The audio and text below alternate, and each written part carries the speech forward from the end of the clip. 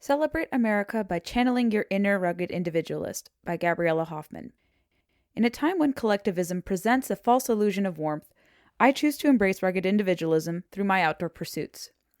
Rugged individualism has been a net positive to America and, by extension, conservation efforts. It's rooted in the frontier ideals of self-sufficiency, personal responsibility, hard work, determination, and minimal to no government dependency. President Herbert Hoover first popularized the term in an October 1928 speech, where he articulated that rugged individualism, especially the pioneer spirit that typified the 19th century, was foundational to America's, quote, unparalleled greatness, end quote. Popular TV shows like Yellowstone and Landman have made the American West cool again, and it's America's farmers, ranchers, hunters, and anglers who keep this philosophy alive. As a daughter of socialist escapees, I had my first taste of rugged individualism through fishing trips and family vacations to national parks. My father, an avid fisherman, successfully hooked me into the sport by age 12. From there, I took this oft-cited proverb to heart. If you give a man a fish, he will eat for a day, but if you teach a man to fish, he will eat for life. There are exceptions to this rule, but most anglers I've met and interacted with are self-reliant and independent. Fishing, of course, is more than the catch.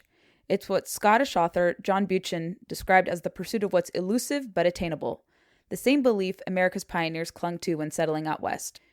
When I turned 19, I went on my first recreational shooting trip to national forest lands in California. Although I never hated firearms, I had limited experience handling them.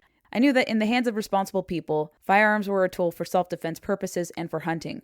By spending more time at the range, befriending industry folks, and examining my own family's experiences with firearms disarmament by the Soviets, I became a gun owner and advocate.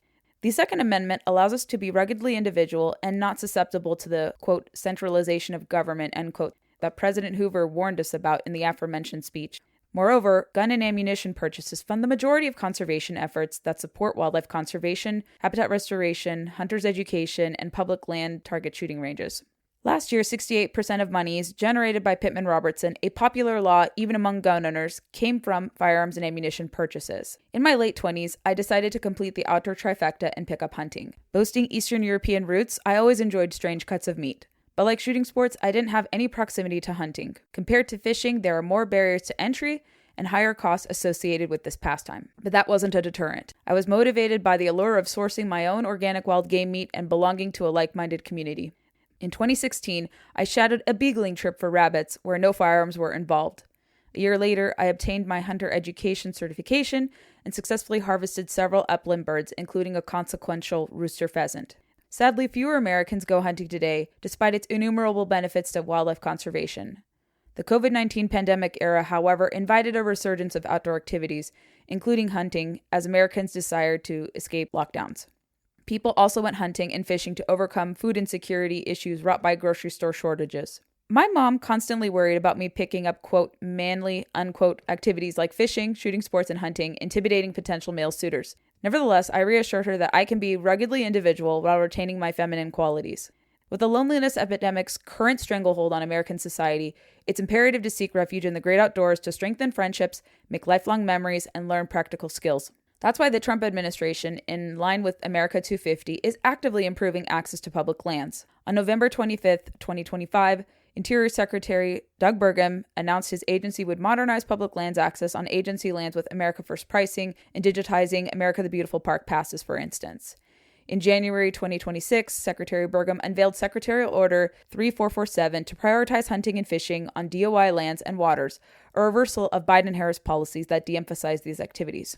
Spending time outdoors instills great habits and is enjoyable, but it's equally good for your physical and mental well-being.